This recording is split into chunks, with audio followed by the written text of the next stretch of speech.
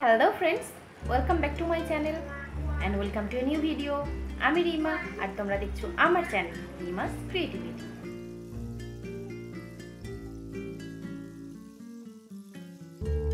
নতুন আরো একটা রেসিপি ভিডিওর সাথে তোমাদের সবাইকে জানাচ্ছি অনেক অনেক স্বাগত। আশা করছি সকলে খুব ভালো আছো, আমরাও খুব ভালো আছি। আর এখন চলছে গরমকাল, আর গরমকাল মানেই আমের আচার।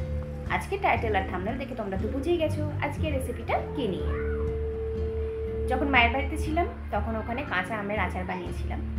তো গরমকাল শেষ হয়ে যাবার আগে, আর সবথেকে বড় কথা কাঁচা আম শেষ হয়ে যাবার আগে তোমরা কিন্তু খুব সহজ পদ্ধতিতে বানিয়ে নিতে পারবে আজকের এই আমের আচারটা। তো চলো সাথে থাকো আর দেখতে থাকো।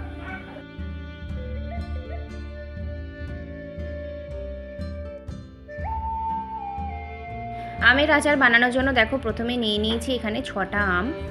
আর এই আমগুলো হচ্ছে আমার শ্বশুরবাড়ির গাছের আম। প্রথমেই বলে রাখি তোমাদেরকে, আমাদের বাগানে যে গাছগুলো দেখেছো তোমরা, বাগান অনেকবার তোমাদেরকে ঘুরিয়ে দেখিয়েছি। তো সেই বাগানেই এবছরেই আমগুলো হয়েছে, অনেক রকমের গাছ লাগানো হয়েছে। তো তার মধ্যে সব গাছ থেকে দুটো দুটো করে আম নিয়ে এসেছি।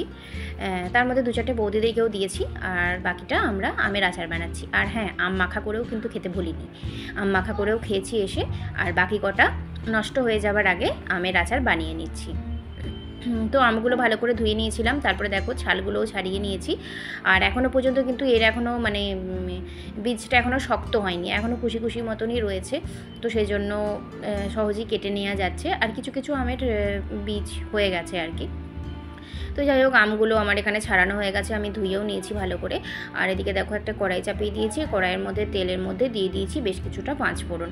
তো চলো 5 ফোড়নটা একটুখানি ভালোভাবে ভাজা হয়ে যাক। আর এর মধ্যে থেকে একটা খুব সুন্দর যখন গন্ধ বেরোবে তখন এর মধ্যে দিয়ে দেবো আমগুলো। আর আমগুলোর মধ্যে ধুয়ে নিয়েছি, আর বেশ কিছু আম পেকেও গেছিলো, তো কাঁচা পাকা আম সব রকম মিলিয়েই এর মধ্যে দিয়েছি।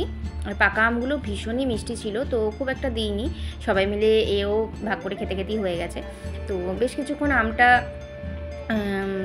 নাড়াচাড়া করার পর তেলেতে তারপরে এর মধ্যে দিয়ে দিচ্ছি অল্প পরিমাণ একটুখানি হলুদ। তো হলুদ দিয়েও এটা খানিকক্ষণ নাড়ার পরে দিয়ে দেবো এর মধ্যে চিনি, একদম ঘরোয়া পদ্ধতিতে খুবই সামান্য উপকরণ দিয়ে বানাচ্ছি। আর দেখো এখন এর মধ্যে দিয়ে দিচ্ছি হচ্ছে গুড়। তো যেহেতু আমের পরিমাণটা খুব একটা বেশি ছিল না, সেজন্য 250 মতো গুড় দিলেই হয়ে গেছিলো। নিয়ে এসেছিলাম 500 গুড়, কিন্তু অতটা লাগেনি, এই গুড়টা দিতেই হয়ে গেছে। তো এটা দিয়ে বেশ খানিকক্ষণ ফোটাতে আরম্ভ করব। এর মধ্যে কিন্তু আমি কোনো রকম জল অ্যাড করব না, জল ছাড়াই বানাবো। আর এর মধ্যে একটু পরে আমি এর মধ্যে তেজপাতাটা দেবো। তো এখন দেখো গুড়টা কিন্তু গলে গেছে, যতটা পরিমাণ গুড় আমি দিয়েছিলাম তখন মনে হচ্ছিলো শক্ত শক্ত। আর আমি কিন্তু এক ফোঁটাও জল অ্যাড করিনি। তো গুড়টা গলে যাবার পর বেশ খানিকক্ষণ ফুটতে দিয়েছিলাম, আর এখন আমি তেজপাতাটাও দিয়ে দিয়েছি। আর এটা খুব ভালোভাবে ফুটে যাচ্ছে, যতক্ষণ পর্যন্ত ভালোভাবে ফুটছে ততক্ষণ একটুখানি ফুটতে দেবো। আর যখন আমগুলো একটু একটু সিদ্ধ হয়ে যাবে তখনই নামিয়ে নেব। তো এখন দেখো এটা কি সুন্দর একটা কালার চলে এসেছে। বেশ খানিকক্ষণ ফোটার পরে একটু সময় নিয়ে ফোটাতে হবে যাতে নিচেটা ধরে না যায়। তো আজকের আমের আচার আমাদের রেডি হয়ে গেছে।